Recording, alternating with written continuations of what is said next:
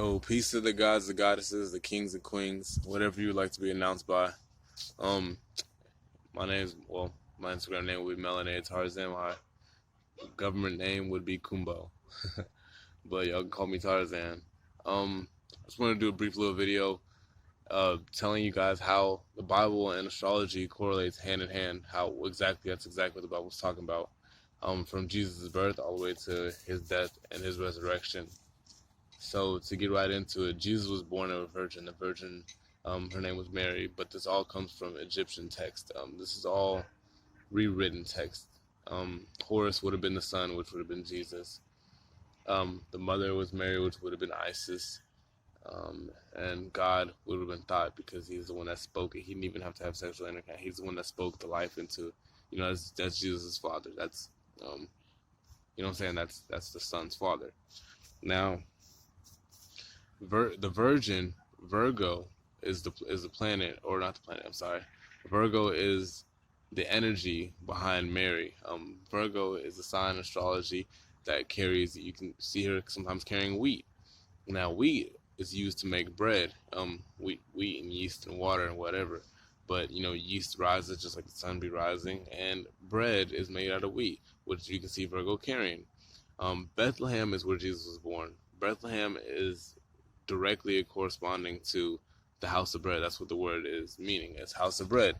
So Bethlehem isn't an actual place on earth. It's a place in the sky.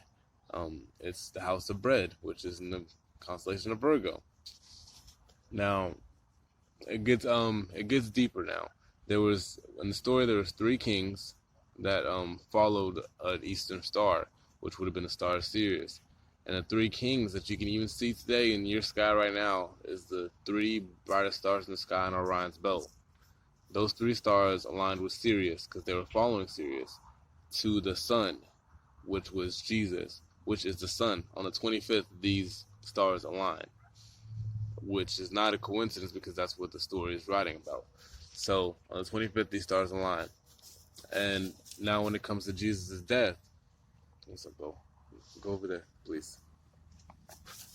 Now, when it comes to when it comes to Jesus' death, which would be the sun's death, whenever the equinox comes, from the summer equinox to the winter equinox, or fall to winter, the sun stays down for the 22nd, and it stays into one place. It's in the solstice. It stays in one place for 3 days, so it seems, and after those 3 days, it raises up 1 degree. But the 3 days that it stays there, it's in the Crux constellation. The Crux constellation is a constellation representing the cross. So the cross, there's stars that line up to, of course, make a cross. That's why it's called the Crux constellation. Now the sun stays there, which seems like a death period, because everything's, nothing's living. Plants are dying. It's cold and it's coming into winter. Now, the resurrection will be the next solstice, whenever it comes up at 1 degree and life comes back, and that's when they celebrate Easter, because that's when the sun resurrected and brought life back into earth. Now, you can see how that is a direct correspondence to everything I just said. Now, the next thing was Jesus in the Bible talked about 3 ages. Now, the first age he was talking about was when Moses transferred from the age of Taurus to the age of Aries. And the way you know that is because in the Bible, it says that Moses came back to save the Israelites. He's like, come back, he's like, yo, what's good, my niggas? I'm coming here to save you. But he's seen that they were worshiping material things and a calf or a bull made of gold.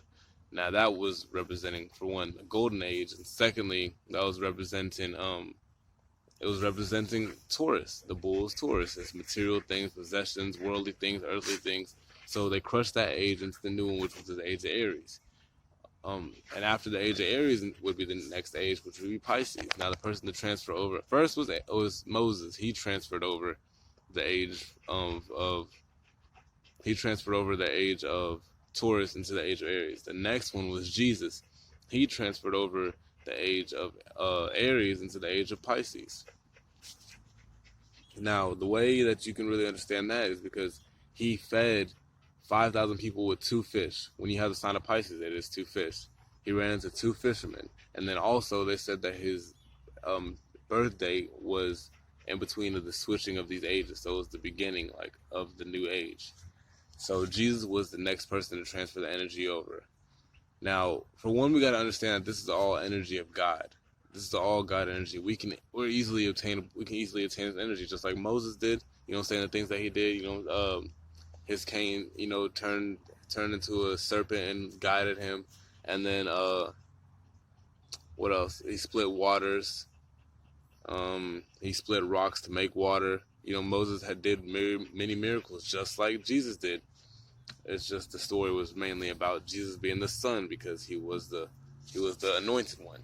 So that's why they called him the Christ, Christos. You know what I'm saying? But let me get back into this correspondence to astrology. So Jesus brought us to the new age. Was the next person to bring it in after Moses did. Now the newest age after Pisces would be Aquarius. Now, I think it was Psalms 22, verse 10. Don't quote me on that. No, not Psalms. Dude, what was it? I really don't remember. I'll put it in the description below.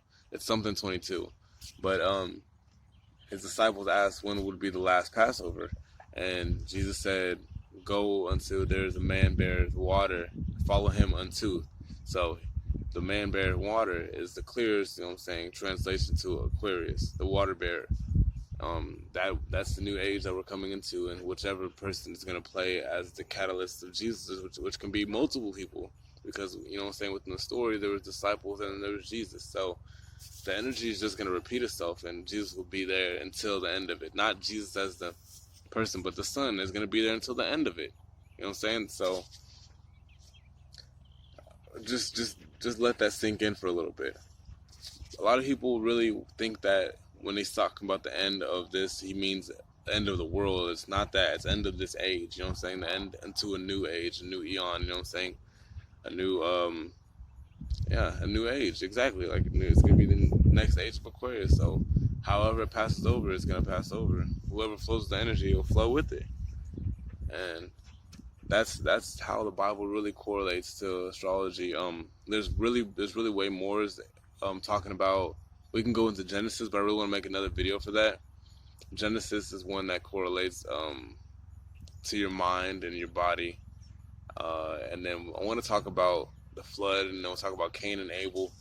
But for now, this is a good little video, you know what I'm saying, because we're so used to instant gratification and short spurts of information coming in. So let me not bombard you with too much, and also not overwhelm myself, because it's time-consuming energies.